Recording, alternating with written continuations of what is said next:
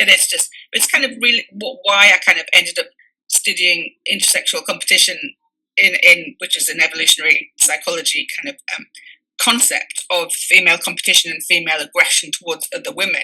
And again, this is a massive part of what would constitute a non-feminist idea of a patriarchy, that how women are actually part of that dynamic, a part of that, of creating that dynamic, part of maintaining that dynamic.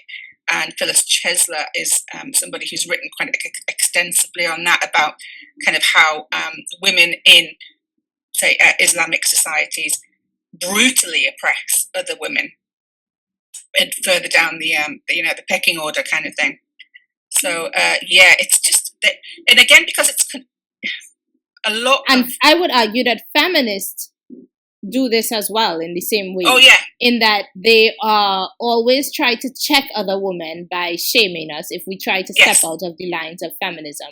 And the shame is quite intense, and I also feel guilty because they're like, you're standing on the backs of the suffragettes and so on and so on. And to an extent, I agree. Okay, I'm standing on the backs of the suffragettes because I have rights and I fully use my rights. No, but who asked them? Who were the suffragettes standing on the backs of? That's the question. That's what I want. That's exactly the question. Yes, I'm standing on their backs, but whose backs were they standing on? I tell you, they were standing on the backs of the suffragists, who were liberal women who didn't hate men, weren't female supremacists. Yeah, I would have said more, they're standing on the backs of society, of the society that freed them from, in traditional society as well.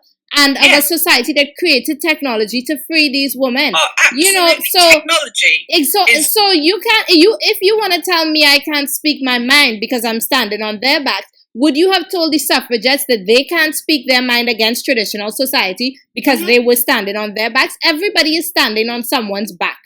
But we still have to be able to speak our minds and say what we think is right or wrong. And if today this society has truth is saying that the culture is saying things that I don't believe to be true, I think I'm allowed to speak out about that, and I think the suffragettes would support these voices as well.